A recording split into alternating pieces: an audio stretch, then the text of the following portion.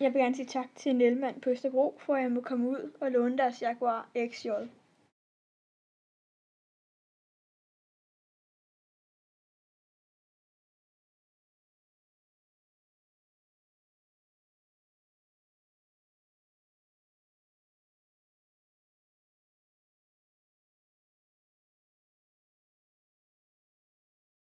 Hej sammen og velkommen til. I dag sidder jeg i den her Jaguar XJ, som jeg lige vil lave en lille review af. Og som vi altid plejer, så synes jeg, at vi skal starte med at se udefra. Starte med bagagerummet og slippe ud.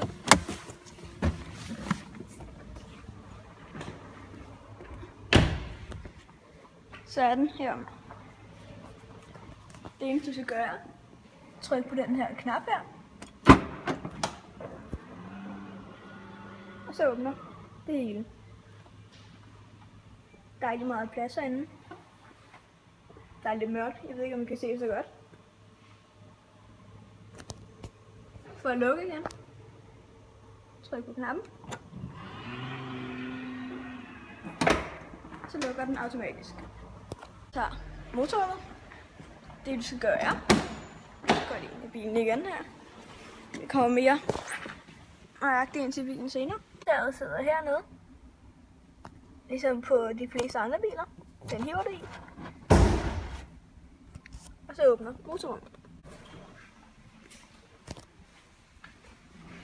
Igen, der er en lille ting, du skal hive i under her.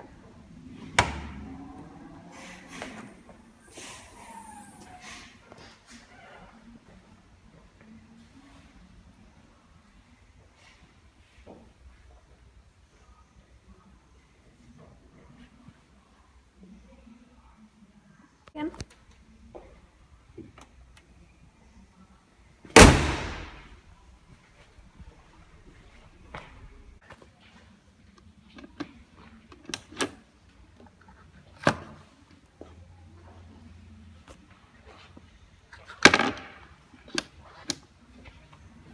Så sidder inde i bilen, og så vil jeg lige fortælle lidt om, hvad der er for noget inde i. Selvfølgelig har vi læder og træ rundt om rattet her. Og Jaguar lukket i midten selvfølgelig.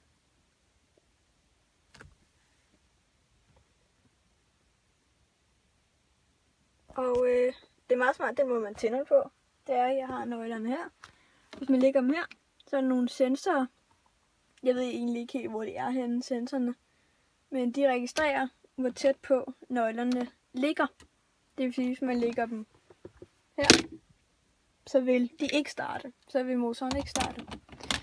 Så lægger vi den der, og det er en knap, du trykker på. Den holder du inde i 2 sekunder eller sådan noget. Og så tænder det. Hvis I kunne høre det, eller mærke til det, så er rattet kørt lige en tand ned, lige snart jeg tændte, for at det ligesom tilpasser sig føreren.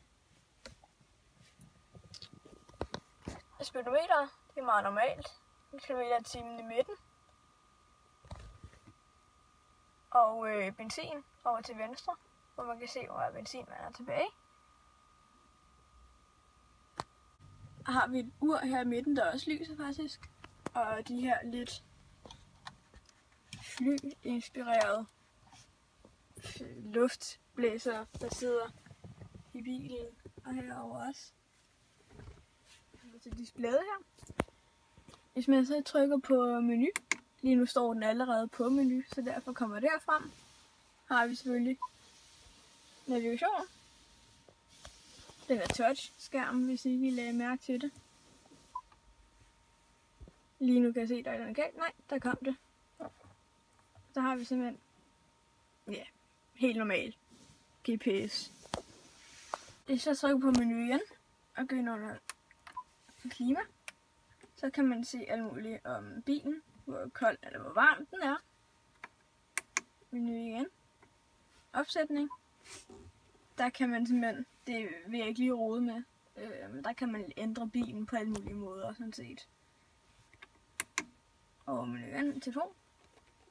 Det er meget normalt, der kan man sætte sin telefon til, så man kan ringe op, imens man kører. Og audio-video, det er sådan set sådan der. Hvis man har overført nogle sange, eller fra sin mobil, eller man bare vil høre radio, det er det, der står på nu. Min musik. Det der, hvis ja, man kan, som det står, man kan tilslutte en iPad, iPod eller iPhone. Og det samme med min video. Der skal man så også tilslutte for eksempel en computer eller DVD-drev eller noget. Du vil slukke for displayet.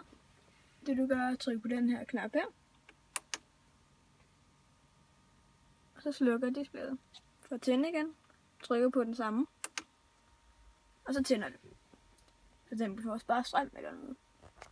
Så har vi aircondition hernede. Jeg vil tænde mit lys lige på mobilen. Aircondition her. Det slår jeg lige fra hurtigt. Sådan der, så er lyset slået frem. Aircondition, det er meget simpelt. Hvis det er varme herovre. Kraft her. Man kan godt se det herovre.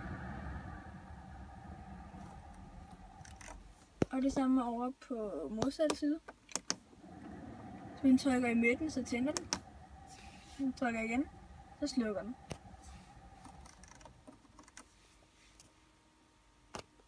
Og selvfølgelig volumen her, så tænder vi lys igen. Volumen. Jeg vil lige prøve, hvis vi heroppe på displayet igen. Lige trykker på menu. Der er den allerede. Okay. Audio video, sådan der. Og går op under radio. Og så drejer vi den her. Så tænder radioen.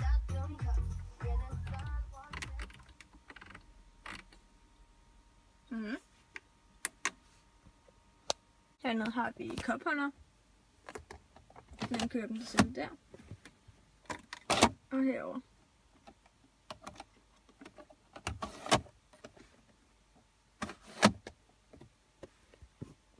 Nu må jeg desværre ikke starte bilen, men ellers vil gearstangen her komme op, så man kan skifte hjem på det forskellige heroppe.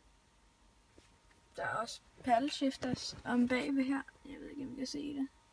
Der. Prøv at vise det. Her. Og selvfølgelig også på den anden side.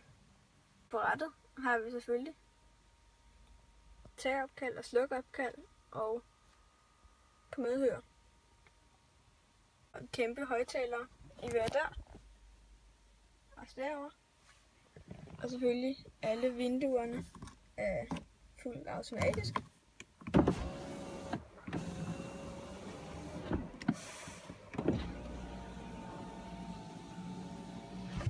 Og selvfølgelig det samme på den anden side.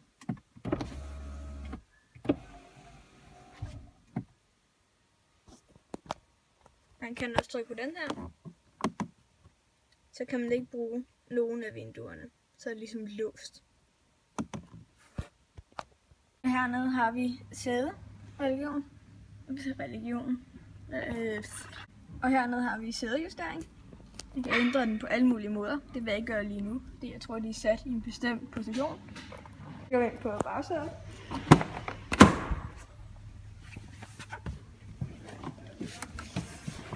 Forsædet her er virkelig kørt tilbage, og så er der nærmest intet benplads hernede. Har vi lys i loftet, men slukker dem her, men det virker ikke lige nu, fordi der ikke er strøm til bilen. Soltaget her, det er desværre gået i stykker, så det kan jeg ikke vise, desværre. Hernede har vi regulering af luft, ligesom foran. Og de samme her, vindblæser, hvad man kalder den. Og så kan man også folde den her ned her. Sådan der. Her og se, om jeg kan finde ud af at åbne den her. Det gør man her i siden. Der er en knap, man lige skal trykke på. Sådan der. Og sammen herovre, der er lidt mørkt, så I måske ikke se det. Og ja, nu kan I se det. Den her knap her. Den trykker på. Og så er der simpelthen kopholdere og plads til noget forskelligt.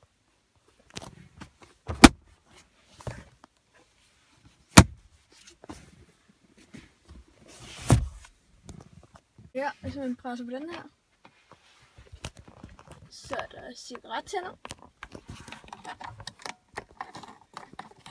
Jeg kan finde ud af at få den op.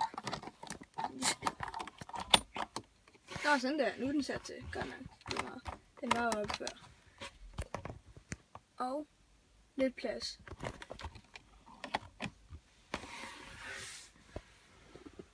Kommer med bakkamera.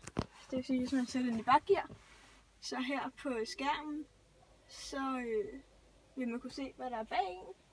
Jeg kan lige prøve at vise kameraet, hvis vi lige går ud af bilen. Der er en, der støvsuger i baggrunden.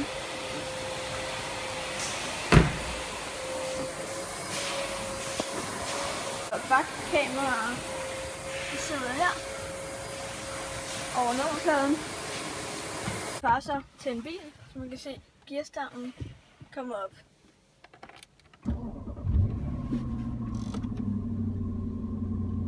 Nu vil han så sætte den i bakgear, så man kan se, at bagkameraet kommer op. Sådan der. Handskerummet her, det er bare touch. Og så åbner handskerummet. Igen. Meget smart. Heroppe har vi. Hvis man trykker på den der, så beeper den, hvis man bakker. Det vil sige, hvis man kommer tættere og tættere på et objekt, så beeper den kraftigere og kraftigere. Og lamperne her, det er touch-mekanisme, den ser ligesom handskerummet, hvilket er meget smart, synes jeg. Og selvfølgelig her. Så jeg kan finde ud af at åbne den her, det her. Og samtidig tænder der en lampe.